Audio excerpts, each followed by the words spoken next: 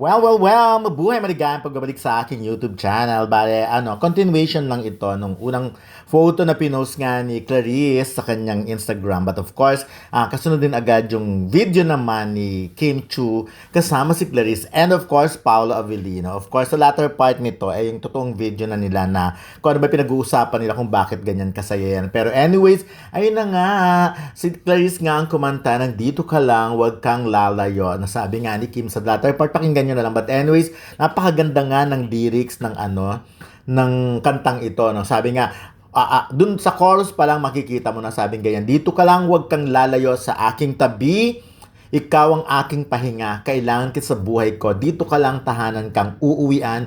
Ikaw lang aking sandalan, kailangan kita sa buhay ko. Buong buo ako'y sa'yo. Nakita mo naman, napagaling talaga ni Jonathan Manalo. Dahil si Jonathan Manalo ang producer, diba? So, anyways, ayan, ang ganda-ganda ng lalim ng lyrics ng nito, no?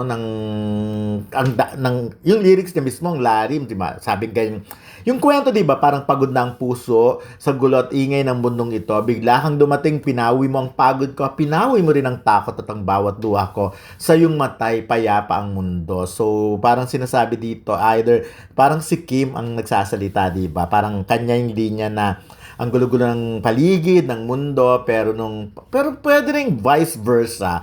Pwede nga rin palang si Paolo, kasi nandito yung dito ka lang, tahanan kang uuwian, ikaw lang ang aking sandalan, kailangan sa buhay ko, buong buo ako sa'yo. Pero parehong silang dalawa, pero pwede nga namang silang dalawa ang nagsasabi. So may mga lyrics pa rito, di ganun kadali, ngunit kakayanin dahil hawak ang iyong kamay. Wala nang ibang hihilingin, ngayong ikay kapiling at kung sa buhay minsay nangangapa, pagkasama kay hindi mag-aalala yun. Nakakaloka yung lyrics ng dito, kantahin ko kaya, dito ka lang. O yun, hanggang dun lang muna yun. But anyways, alam nyo, natatouch ako sobra talaga sa Kim Paulandia at sa Kim Pao. Kasi, can you imagine, ang dami kong nakakausap na meron silang mga health condition, pero talagang sinasabi nila na nagiging masaya sila because of Kim Pao.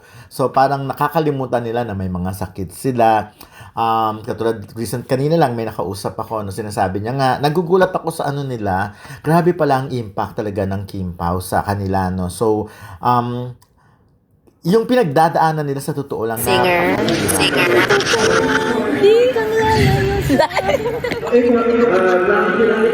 Ipaw! Ba talaga si Clarice, no? Siya lang ang nagmamayari ng pinakamahabang title sa OPM. Sobrang equivalent yan. Dito ka lang, huwag kang lalayo. Coming out.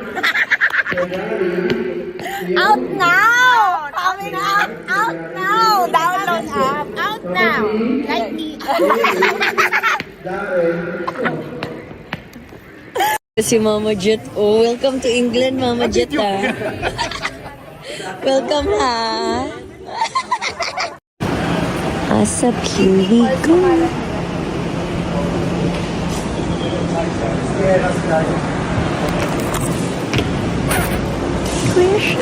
Singer. Dito ka lang. Di kang lalayo sa Ipaw! Ba talaga si Clarice, no? Siya lang ang nagmamayari ng pinakamahabang title sa OPM.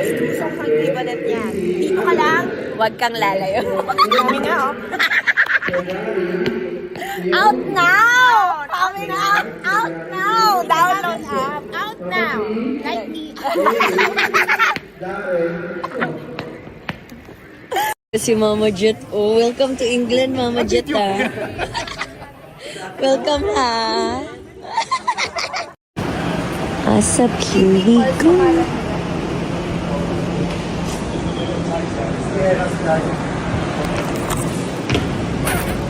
Where's